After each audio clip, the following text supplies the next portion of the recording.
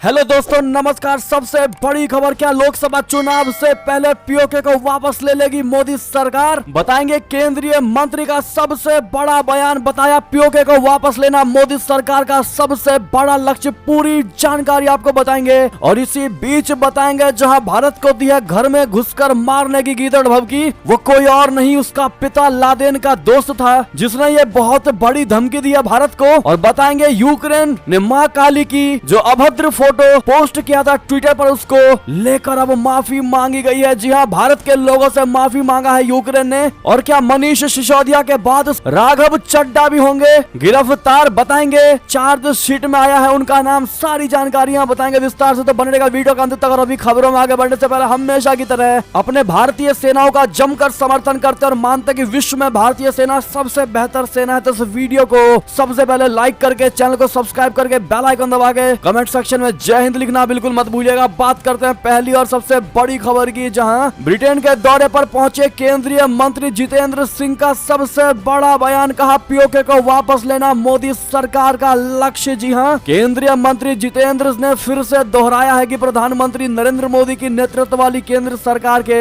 मुख्य एजेंडों में से एक है पाकिस्तान के कब्जे वाले कश्मीर को वापस लेना। जितेंद्र सिंह फिलहाल यूनाइटेड किंगडम की 6 दिवसीय यात्रा पर है। ऐसे में सबसे बड़ा सवाल है कि क्या लोकसभा चुनाव से पहले ही इस ऑपरेशन को भी अंजाम दे दिया जाएगा? जितेंद्र सिंह ने इस दौरान कहा कि तत्कालीन प्रधानमंत्री जवाहरलाल नेहरू ने अगर तत्कालीन गृह मंत्री सरदार पटेल को इस क्षेत्र को उसी तरह से संभालने की इजाजत दे दी होती जैसे कि बाकी रियासतों को संभाला जा रहा था, तो आज ये नौबत ही नहीं आती और पीओके का मुद्दा ही कभी नहीं उठता। जितेंद्र सिंह ने यह बात लंदन बेस्ड जम्मू कश्मीर के सोशल ग्रुप्स और छात्रों से चर्चा के दौरान कही है। देश के विज्ञान और प्रौद्योगिकी मंत्री ने आगे संबोधित करते हुए कहा कि पाकिस्तान के नियंत्रण से पीओके को वापस लाना मोदी सरकार और बीजेपी का मुख्य एजेंडा में से सबसे बड़ा एजेंडा है। केंद्रीय मंत्री ने इस दौरान यहां पर मौजूद लोगों को भारत विरोधी नैरेटिव्स को बदलने के लिए धन्यवाद दिया। मंत्री ने कहा कि अनुच्छेद 370 को निरस्त करने के बाद से ही जम्मू कश्मीर के लोगों को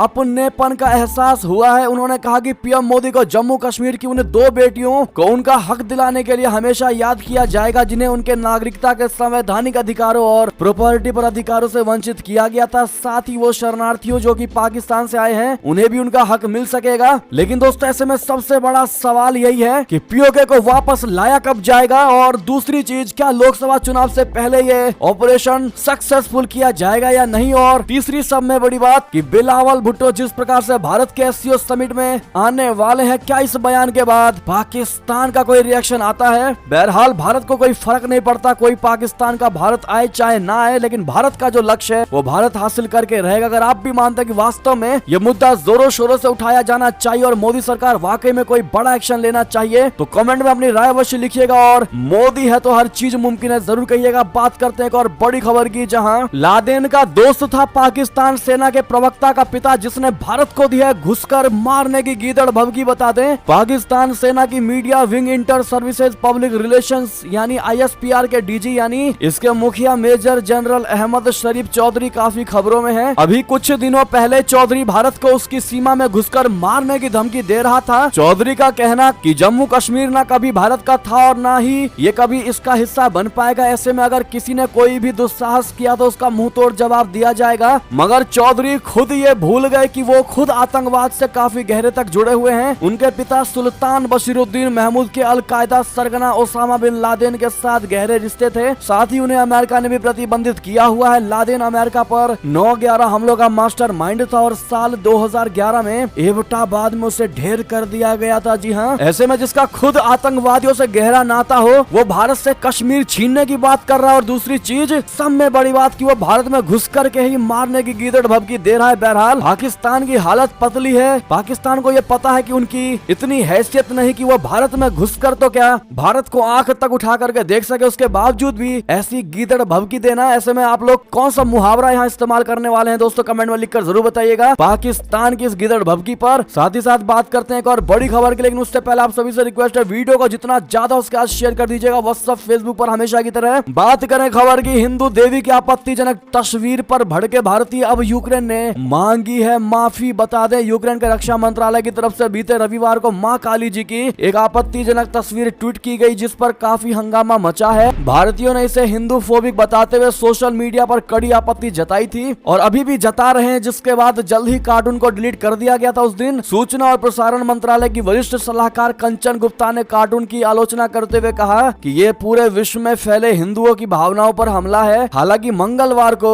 यानी आज के दिन यूक्रेन ने कार्टून को लेकर माफी मांग ली है। यूक्रेन की उप विदेश मंत्री एमिन झापरोवा, जो अभी हाल ही में भारत भी आई थी दोस्तों, आपको याद होगा, और भारत में आके उन्होंने यूक्रेन के लिए भारत से सपोर्ट भी मांगा था। उन्होंने अपने ट्वीट में कहा है कि यूक्रेन के रक्षा मंत्रालय की तरफ से मां काली जी को लेकर किए गए अभद्र ट्वीट पर हमें अफसोस है, कृपया करके हमें माफ कर दीजिए। उन्होंने कहा कि हमें अफसोस है कि यूक्रेन के रक्षा मंत्रालय ने हिंदू देवी काली को विकृत तरीके से चित्रित किया। यूक्रेन और उसके लोग अद्वितीय भारतीय संस्कृति का सम्मान करते हैं और हम भारत की तरफ से दी जा रही मदद की सराहना करते हैं। तस्वीर को पहले ही हटा लिया गया है। आपसी सम्मान और मित्रता की भावना में सहयोग को और बढ़ाने के लिए यूक्रेन दृढ़ संकल्पित है। कृपया करके हमें उस कृत्य के लिए माफ कर दिया जाए। बहरहाल दोस्तों, इस पर आपकी अब क्या राय होने वाली है, कमेंट में लिखकर अवश्य बताइएगा। साथ ही साथ बात करते हैं एक और बड़ी खबर की, जहां बिलावल भुट्टो की बहन ने निकाह के बाद कराची के हिंदू मंदिर में जाकर किए दर्शन। सोशल मीडिया पर मची बड़ी हलचल। बता दे, लेखक, सामाजिक कार्यकर्ता और पाकिस्तान के दिवंगत प्रधानमंत्री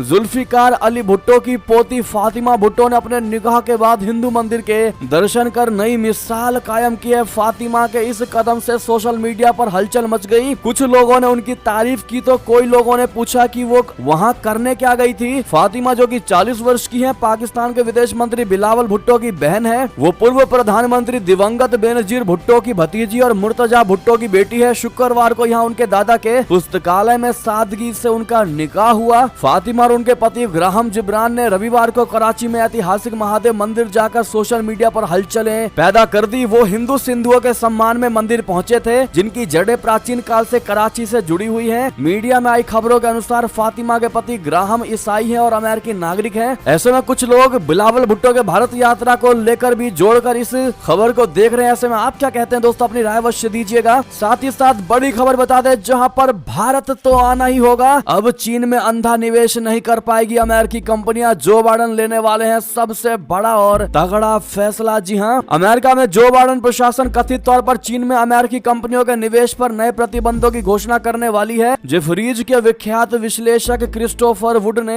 एक शोध में नोट में यह जानकारी दी है। वुड ने लिखा कि बताया जा रहा है कि जो बाइडेन का लक्ष्य आने वाले हफ्तों में एक कार्यकारी आदेश पर हस्ताक्षर करना है, जो अमेरिकी व्यवसायों द्वारा चीन में निवेश को सीमित करेगा, लिमिटेड करेगा। कार्यकारी आदेश कथित तौर पर सेमीकंडक्टर्स, आर्टिफिशियल इंटेलिजेंस यानी एआई और क्वांटम कंप्यूटिंग को कवर करेगा। जी हां, ऐसे में निवेश और व्यवसाय के लिए भारत आज पूरी दुनिया की पहली पसंद बना हुआ है। अगर सेमीकंडक्टर्स, आर्टिफिशियल इंटेलिजेंस और क्वांटम कंप्यूटिंग के क्षेत्र में काम कर रही कंपनियां भारत आती हैं, तो ये पहले से आईटी क्षेत्र में बादशाहत हासिल कर चुके भारत को और ज्यादा मजबूत बना देगा और आईटी फील्ड में रिवॉल्यूशन पैदा कर देगा। इसमें सबसे बड़ी खबर दोस्तों हमने आपको बताया है। और चाइना से हटते ही भारत में किसी भी कीमत पर अमेरिका को आना ही पड़ेगा, क्योंकि भारत का मेडिकल साइंस और आईटी फील्ड लगातार प्रोग्रेस कर रहा है दोस्तों। ऐसे में अगर आपको भी गर्व है कि आप भारतीय, तो कमेंट में लॉन्ग लिव मोदी जी कहना बिल्कुल मत भूलिएगा, ताकि भारत और ज्यादा तरक्की कर सके। उनके नेतृत्व में चलते हैं एक और बड़ी खबर की तरफ, जहां पहले रामलला को बंद किया, अब बजरंग बली पर ताला लगाएगी ये कांग्रेस। जी हां, कर्नाटक में पीएम मोदी जी का सबसे बड़ा हमला। बता दे, कर्नाटक विधानसभा चुनाव से पहले भाजपा और कांग्रेस समेत तमाम राजनीतिक दल मतदाताओं को लुभाने में जुट गए हैं। 10 मई को होने वाले मतदान से पहले राजनेताओं की धुआंधार चुनावी रैलियां हो रही हैं। इसी कड़ी में प्रधानमंत्री नरेंद्र मोदी ने मंगलवार को राज्य के होसपेट इलाके में जनसभा को संबोधित करते हुए कांग्रेस पर जमकर निशाना साधा।